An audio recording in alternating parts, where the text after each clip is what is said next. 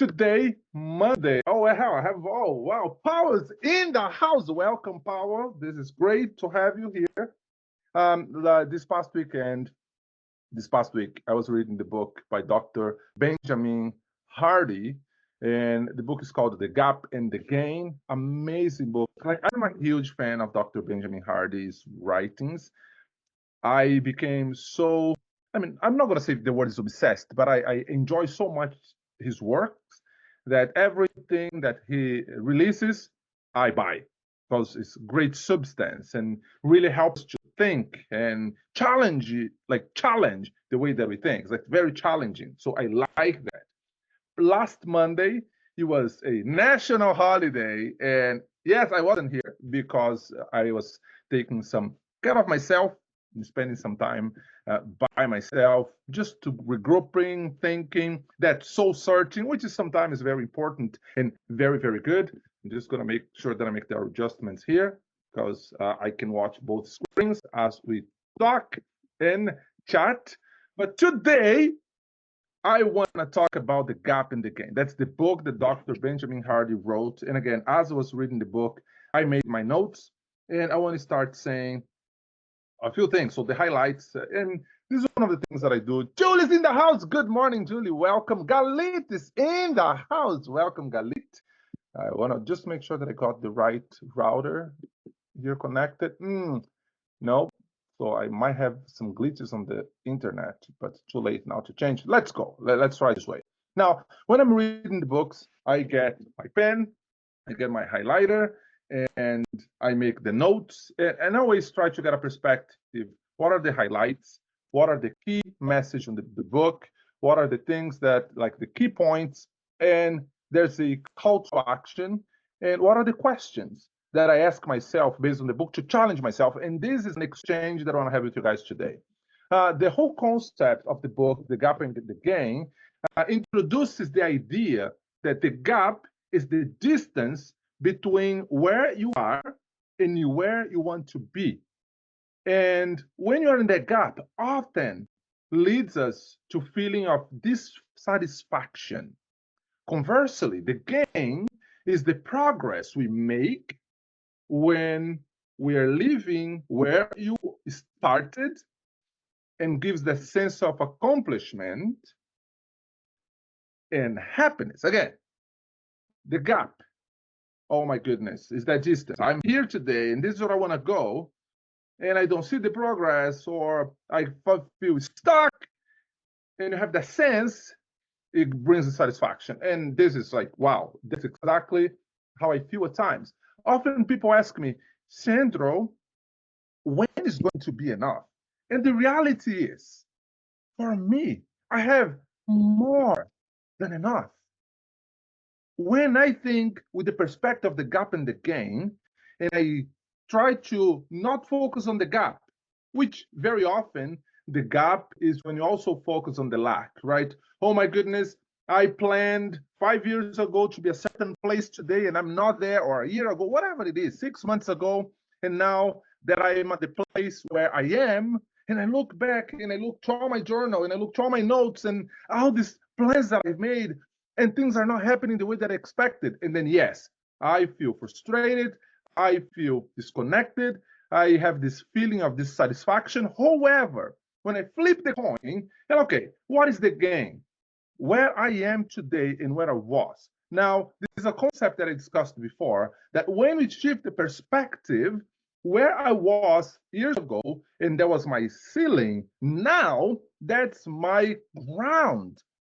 So even though it feels like at times that you're not making progress, yes, we are making progress. And we need to shift our perspective. We need to shift the way that we think so we can keep moving forward with our lives. Now, very interesting that going through these shifts in these moments, right? And very often, some people, and I'm guilty by association, but some individuals, they're always following the next big thing, the next big deal, the next big opportunity, the next big money, the next big move, the home runs.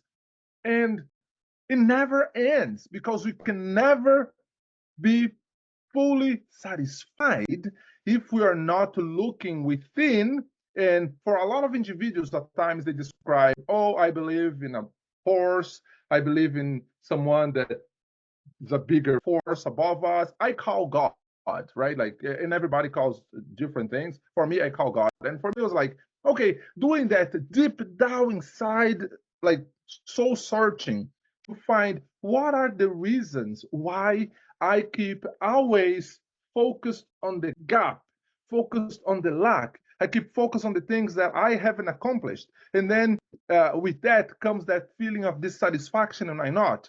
And I'm like, okay, let me think down. And being confronted with the question, when is going to be enough? I have the clarity that for me is not just enough. I have more than enough. Is more than enough. Now, having more than enough, what does that mean? Well, it means that having more than enough, I have to then shift my perspective. And the perspective is, what do I want to accomplish? Why do I want to make it? And again, very often when I have these conversations and I'm connecting with investors and having these great, amazing brainstorming ideas, very often when I'm talking to individuals that they are at a place where I want to be eventually, the conversations in their circles, they are not about the money at all. They barely talk about the money. They talk about the experiences. They talk about the legacies. They talk about the mark that they want to leave behind, the number of individuals that they want to help, the number of institutions that they want to touch and open, and why not, or how they're going to distribute their wealth, or what is the impact that they're making in the lives of the people that are very close to them. Like the conversation shifts. I challenge you, to one of you, to experience getting into a room of individuals that are today at a place you want to be tomorrow. I've done that. There's a community in the US, and one of the largest real estate investing community, the guy that was leading that community for many, many years, he left and he started his own. When he started his own, and again, was a huge point of contention and a lot of conversations, and people that have a different perspective. But allow me to share my perspective. On the community, in a beautiful cause, 100% of the funds that are being directed through membership, they are actually used to fight human trafficking. Like beautiful, beautiful idea, beautiful metrics, beautiful cause. And then I joined. Now, when I was answering the questionnaire, they placed people, because there the community is split in pods, and they placed people in different pods and pods. There's like 6 to 10 people per pod. I was placed on a pod with 8 individuals, like 8 total. Now, the secret that I carry is not going to be secret anymore. Is that when I was answering the questionnaire, I answered the socioeconomical answers in the person of my future self. Meaning, I was answering the questions behaving as if the future was already happening. And then I was placed in a room with highly accomplished individuals, a room of high net worth individuals, like OMG kind of income, and that I believe that's going to happen in the future. Now, the craziest thing that I experienced in the room, and I had to leave the community for other reasons, but the craziest thing that I experienced in the 6 months is that we never, among the 8 individuals, ever talked about how much you make, or invest, or like the conversations, they were not about money. Because for these guys, and that's how I perceive myself in the future, the money is not an issue anymore. They don't even think about money. They make decisions that are focused in different things. And most of the conversations, they are like, okay, I have to do certain thing. And doing this, how much time is going to require? So they measure, these very successful individuals, they measure everything they do by time. And I'm like, okay, so that's how many millionaires they think. They are measuring their decisions and things that they have to do by time. And it's literally like that. A convention was happening in Hawaii. And I was here, like I'm here in Canada, one of the guys in Jacksonville, the other one in New York, the other one in Bolden in Colorado, like everywhere in the United States. In my group, I was the only one in Canada. But the whole conversation was, okay, to go to this conference in Hawaii, how long is it going to take to get our plane and move to one place and move to another? One of the guys said, well, if it's easier for everyone, you can take a direct flight from where you guys are and then meet me here in Jacksonville. And then we hop in my plane and then I fly everybody out. The conversation was never, oh, can we afford this? Or can we really do this? It was just, no, that's going to shrink time. What is the fastest way of getting to Hawaii? It's flying to Jacksonville and flying out with him, or each one trying to go depending where you were geographically. Most of people, they were in the western part of North America, which is like New York and Jacksonville, and myself here in the other region in Canada, to be able to do that. And my mind was like exploding. And that was the moment that yes, I gotta focus on the gain often, like more often than focusing on the gap. And so how important is this? Because when we focus on the gain rather on the gap, we will cultivate a positive mindset. We're going to increase our motivation and improve our overall well-being. Now, this is controversial, and what I've done is very controversial. I have individuals that come to me and say, this is fake, this is not true, you're a liar, you're lying. Well, and that's a perspective. It's all about the optics, the way that I see. And for me, one of the books that I follow and I love to read, and I read every single day, is the Bible. And the Bible, there's one verse in the Bible that says, and I don't see the Bible as a religious book. You can see it as a religious book, but for me, it's more like a roadmap to life. Right? So many great lessons we can get out of the Bible. But there's one verse in the Bible that says that faith is the hope of things. Actually, let me just get the exact verse, because it's exact what I did. Faith is let me just get that. Love it. Here's the verse. Now faith, so we're talking about now faith, is hoped for, is the evidence of things not seen, which means that faith, and I'm getting a version here that's like the New King James, the fundamental fact of an existence. Just get a friend joining her here.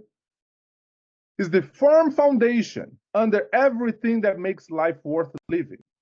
Is our handle on what we can't see.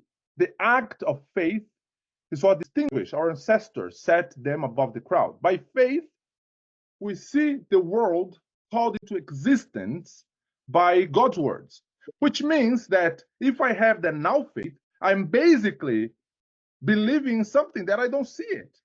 So, and that's when comes the perspective. Behaving in a community of highly accomplished individuals with the faith that I hope to become like some of these guys. And again, no single conversation about the money at all, but the conversations about what are the impact that I'm making through my business? How many people are actually being influenced, right? And then shifting that perspective is all about the optics. That being said, if I have the opportunity, or if I had the opportunity just to see where I am at today with the challenges and the real estate market upside down, I see individuals making a lot of money in this market, but I see a lot of individuals like myself that are like struggling just to understand what is happening and hoping that interest rates will come down.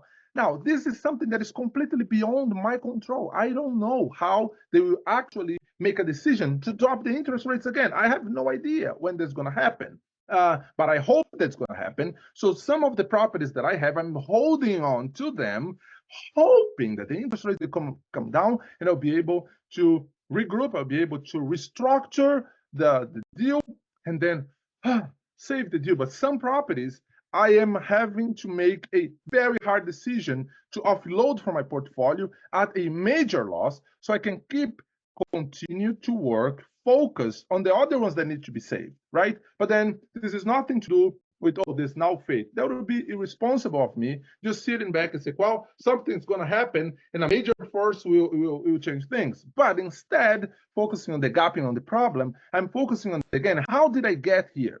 If I didn't have a vision to go out there and take the risks, and I have a very high tolerance for risk. And yes, it's painful and stressful, but that's how I roll. Now, when I'm thinking about this, what are the practical strategies that then I can get out of the gap and the gain? Now, Dr. Benjamin Hardy, he provides actionable strategies to help us shift our focus from the gap to the gain, such as setting clear, achievable goals, reflecting on the past success, and practicing gratitude. And it's very easy to say things like that. It seems easy, but when you are in the situation, when you are going through that challenge, when you cannot see past what is going to happen, when you cannot see past your problem, and you focus on the problem other than focus on the solution, it becomes like increasingly hard. So then, how will we experience mindset transformation? Well, the book emphasizes that the shift in perspective is not just a one-time change, but is a continuous practice that can transform one's approach to challenges and opportunities. And again, I go back to faith, right?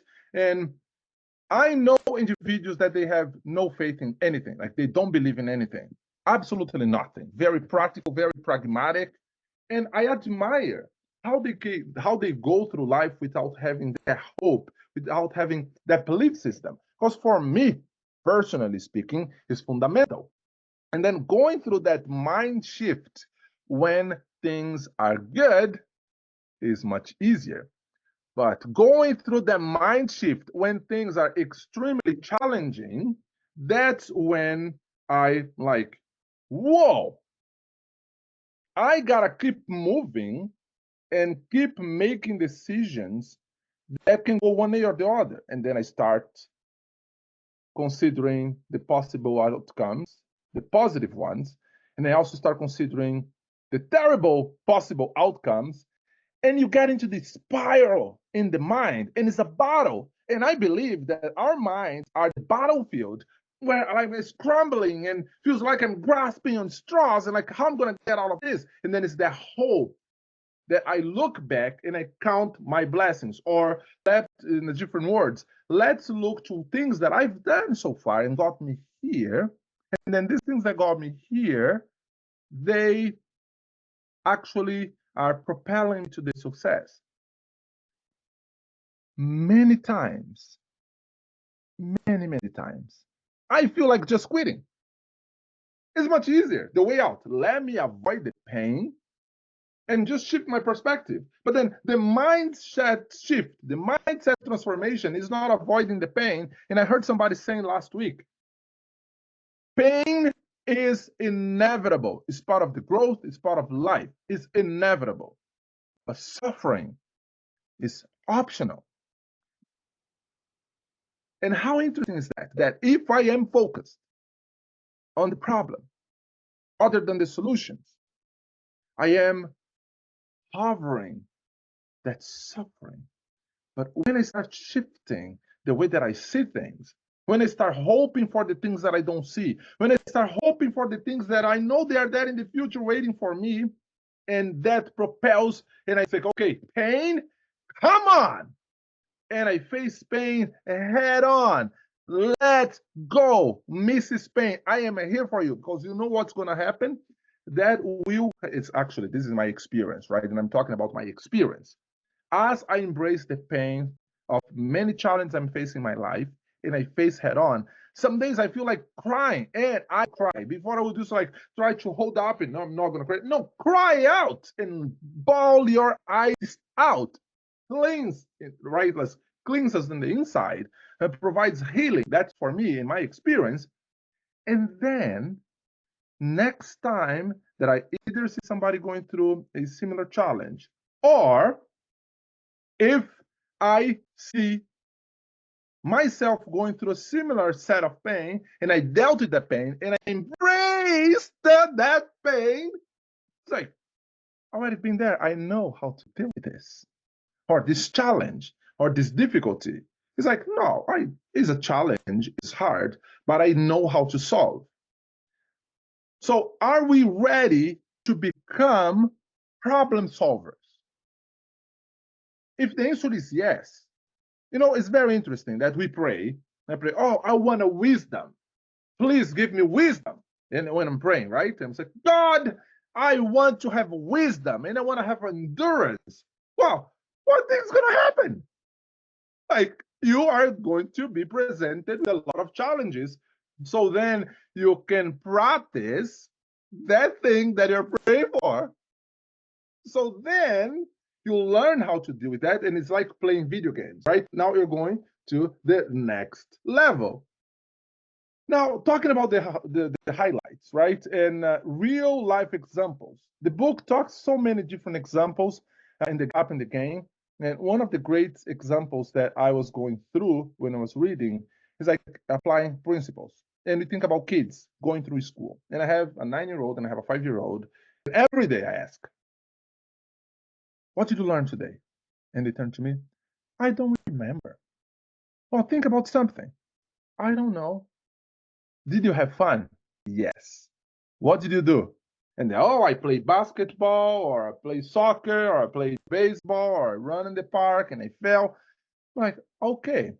So in their young age, the things that they love to do that are fun for them, it's easier for them to remember other than the learning and that painful hours that they spend in the classrooms, which I call indoctrination camps. So that's a different conversation. But anyways, they are there for these hours being indoctrinated, and they don't want to think about, okay, what if I look to the challenges and the things that I am facing with a positive outcome, and I try to find laughter through the tears, and I try to find joy through the sorrow.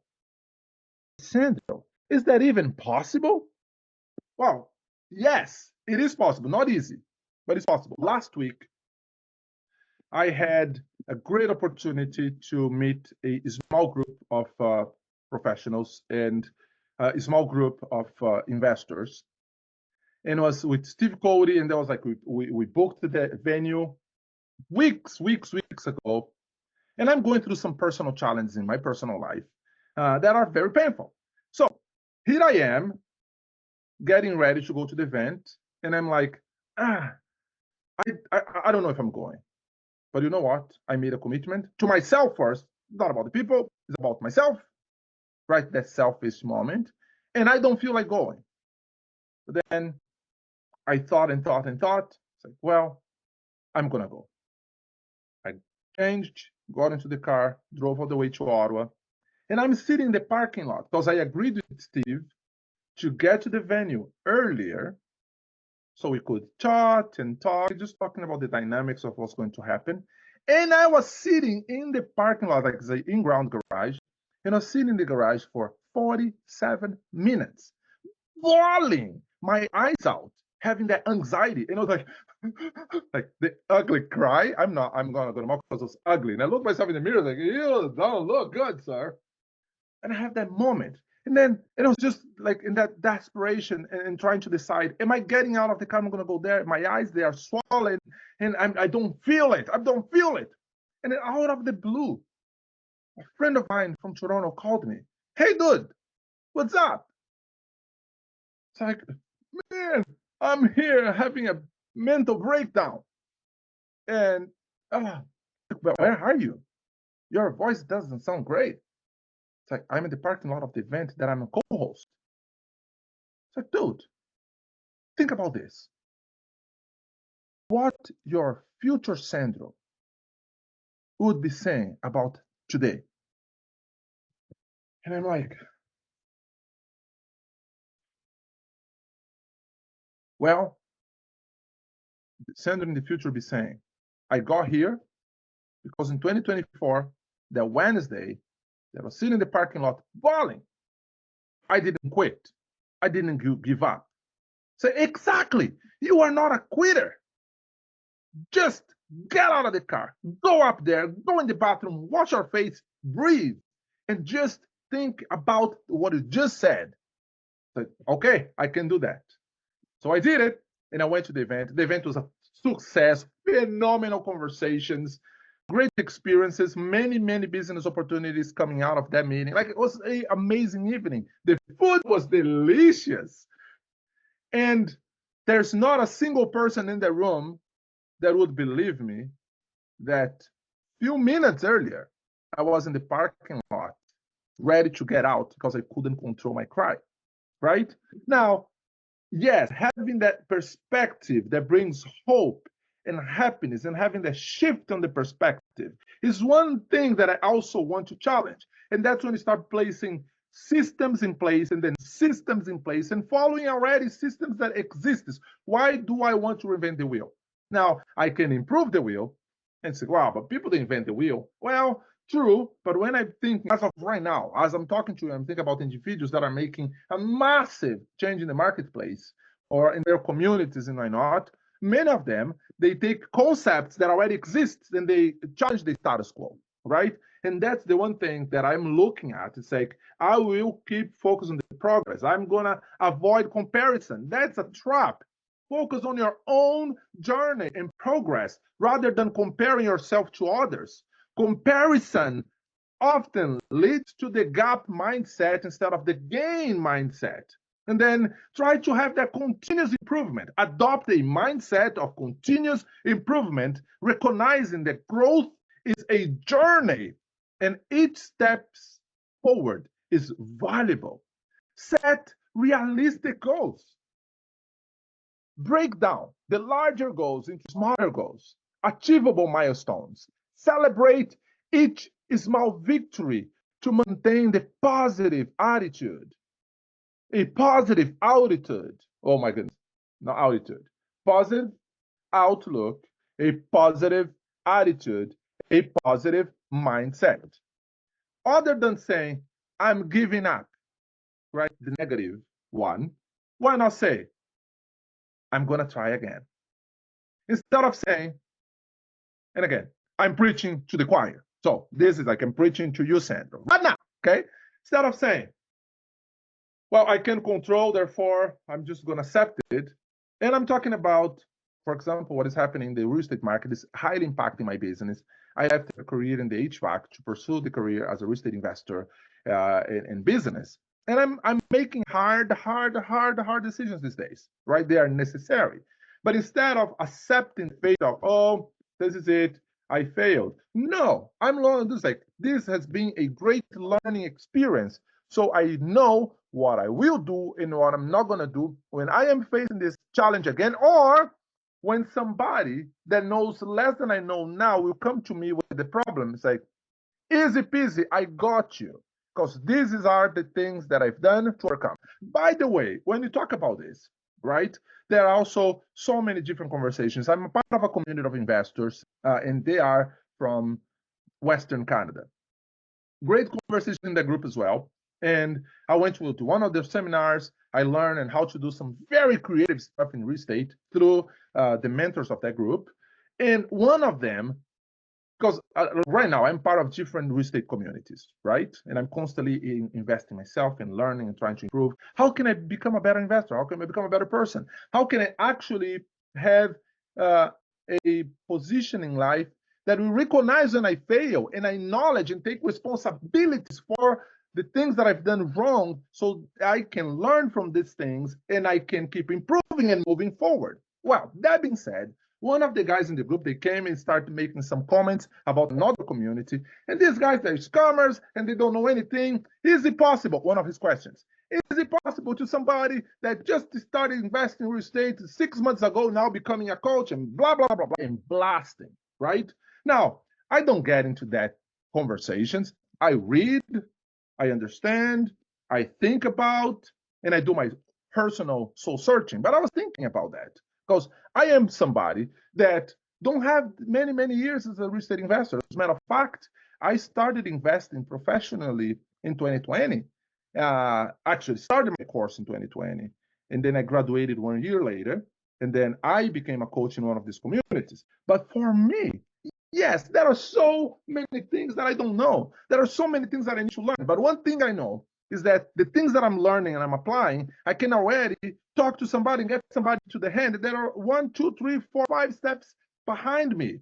So then I can grab that person by the hand and we keep learning together. I know a little bit more and they know a little less. I know a little more, they know a little less, but then I'm also holding the hand of somebody that know a little more than I do, and we create this environment where is a constant learning. So I challenge what he said and respect his opinion, has his opinion, I have my opinion, and everybody here can have an opinion. But the fact is, if you are learning things through your journey, don't hold back. Don't wait until you are the PhD and MED and you have a doctor. Like, don't wait. Don't hold back. Don't keep to yourself. Share the knowledge because the things that you are learning, yes, might still need adjustments. But guess what? You can share with somebody that a few steps before you and with a different perspective can bring something to the table that will also help you to learn, right? And that's when I get back. Practice gratitude, the habit of gratitude by acknowledging and appreciating your achievements and the support you receive from others. Gratitude. I am so grateful for technology. I'm so grateful for Zoom. I'm so grateful for Facebook. I'm so grateful for YouTube. I am so grateful for my faith. I'm so grateful for God. I'm so grateful for my family. Why I'm saying these things? Because through the challenges, through the trials, through the tribulations, these are the things and are the people around me that are helping me cope and keep moving forward despite of my challenges. And I was thinking also in making my notes, but how can then I help myself and others to shift my mind from the gap to the gain? Like, I challenge you to take a moment to reflect on your own journey. But how we do that? So I made some questions here, and I want to bring this. So if you want to get a piece of paper and make some notes, the first one, progress reflection. What significant progress have you made in the past year?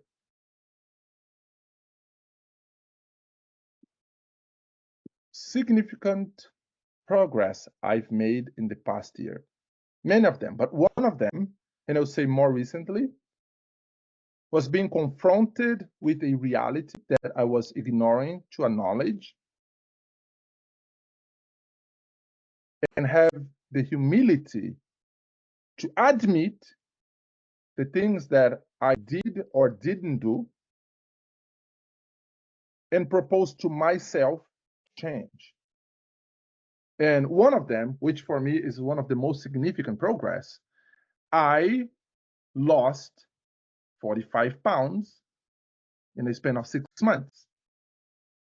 Oh my goodness, did you get sick? No. Did you take a pill? No. What did you do? Well, it was a combination of 4 things, right? And during that, I did water intake. So it was a water intake and was intermittent fasting, calorie count, and exercise.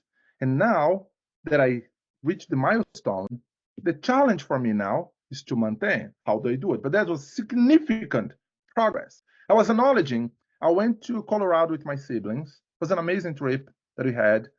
And my 5 siblings like, Sandro, what is happening with you? Man, you put some weight. And you know those things that only siblings they say, and doesn't matter if it's gonna hurt or not, they're gonna say regardless.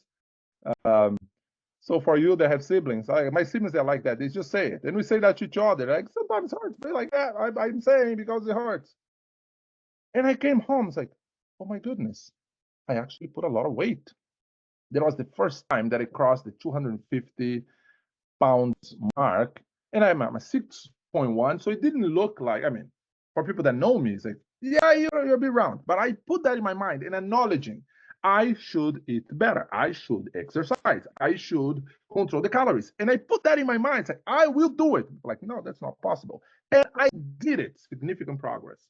Now, can you list 3 major achievements that you are proud of? Yes, 3 major achievements. Weight loss, loved it. Being consistent, carrying my message on Monday mornings. Yes, that's another major, because for me, that's even though that when I'm coaching, it's like, yeah, you gotta be there and do this, and that's so easy to tell people what to do. But when it's your turn to do it, it's not that easy. But this is a major for me. That some days I just don't feel like, and I do it anyways. Major accomplished for me. And the third one that I'm very proud of, third major accomplished. There's so many of them, but I'm just visiting the memory lane to think here. What is the one thing on top of losing weight and be consistent with my message was also another great achievement. Yes, for me was confronting the status quo and doing things that I was afraid of, and I did it despite of my fears. Also huge, because even though, as I mentioned before, I have very high tolerance for risk, but when I'm in the between of the decisions that I have to make, I have that butterfly and I feel sick of my stomach, and sometimes I just want to ignore. But I did it, and I'm actually doing some of these things. Like, for example, walking away from one project that some people say, you're nuts. But sometimes you have to make hard decisions that may not make sense right now. But when you think about what the Sandro in the future will tell the Sandro today, it's like, yeah, you did the right thing for these reasons. Look for counsel. Look for wise individuals that already walked the walk, and they can give you the advice. Because when I'm asking questions, right, people like, I'm not asking to tell me what to do, but I ask these individuals, what would you do if you're in my shoes? Or if you experienced a similar challenge, how did you solve? And then with that information, then I process, and then through that process, and then I make my own decisions. Next question, goal setting. What are 3 realistic goals you want to achieve in the next 6 months? How will you celebrate each milestone you achieve along the way? Oh my goodness, and talking about achievement, I'm going to go back to the previous question. Because he's saying here, what are the 3 things you're grateful for in your professional life? And I was talking about losing weight. That was in my professional life. So think about my professional life. This comes with a huge, massive, amazing announcement I have very shortly. Not today, but it's coming up in June. I got myself licensed into a career that will help me to help so many individuals. I'm going to give you a hint. It has to do with real estate. It has to do with US. That's it. Just the little spoiler. That's the massive, great accomplishment. And to take the license, a 4 months course, I did it in one night. But anyways, there's another story about that, and I can share in another opportunity. Talking about the goal setting. 3 realistic goals I want to achieve. Well, because of this new path I'm taking in my career, also following the advice of some wise people I have in my life, is the fact that this will put me in a position to solve many of the financial challenges I'm facing. So I want to say this. And how will I celebrate? Well, one of things, so this is one, helping. The second one, making sure that I'm consistent on my journaling. And I got back into journaling and I've been consistent. And that has to do with my profession as well. And also, how I'm going to celebrate? I'm going to have schedule. So I'm setting for the next 6 months one specific day of the week that no matter what happens, let's say, if I choose, I don't know, Friday night or Sunday night, I'm going to do something that, as small as it is, eat popcorn, whatever it is, to celebrate the wins. Number 4, mindset shift. What negative thoughts or comparisons have been holding you back? Oh my goodness. I'm going to let you answer that one. I'm going to skip this one. But I actually will say one thing. So how can you reframe these thoughts through focus on your gains? With that, I have this great story. A few weeks back, I was going through some challenges and having these mental breakdowns. And sometimes it doesn't matter if you have your spouse or your partner or good friends close to you or family giving you words of encouragement and giving advice. When you are there in that desert, when you are in that valley, no matter what people are saying, it feels like it's you against the world. And as I am there in that terrible and dark place, I had this thought. And that thought, if I had followed through, it would bring me terrible consequences. It wasn't a suicidal thought. Don't worry about it. That's not. But it was something like, I'm going to start driving, going to this place, I'm going to do this. And anyways, and I had some commitments that I already made to be in a conference that I was part of the conference as one of the key individuals in the conference. It was a big conference. And I was like tapping out. As I'm leaving to kind of escape from that commitment because of, the pain and the cry and all these things, all of a sudden, a guy that wasn't supposed to be in that specific street at that specific time was just because he made a mistake when he was turning the street. And then I was literally coming this way, he was coming this way. And then we met on the stop sign. He turned the window off. Where are you going? Oh, so going for a drive. Where are you going? What are you doing here? Yes, I was thinking should be in the other street, but I came this one. Anyways, said, you know what? What are you doing right now? As I said, I'm going for a drive. Have you had lunch? No, let's go have lunch. And guys, like I kid you not, I believe there's with every single cell in my body that God placed that friend at that location at that time. Otherwise, I would have kept going. And it was just these things, those coincidences that people call, oh, this is a coincidence. I call Christ coincidences because there's no coincidence what happened, right? And I'm like, what just happened? And was this the support system that is necessary, like in the negative thoughts being transformed in positive to get these things that are holding us back so we can keep moving forward and reframing. Support systems are important. You gotta have these individuals in your life that will help. And sometimes, I'm gonna say this, sometimes you may have somebody that is your support system that your partner, your friend, your spouse don't really like. Suck it up. Like, you gotta suck it up because people have different support systems. Now, you can pray for them. You can try to think differently. And this message is for you, Mr. Sandro, right? You know what I'm talking about, Sandro. You know it. You gotta suck it up, buddy. Next one. Who are the key people that is supporting you in your journey? How can you show appreciation for them and their support? Life is an amazing journey.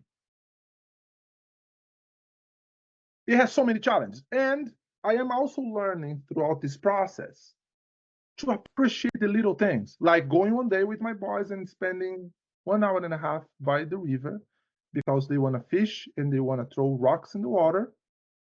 And we didn't get any fish, but we had that great quality time together there.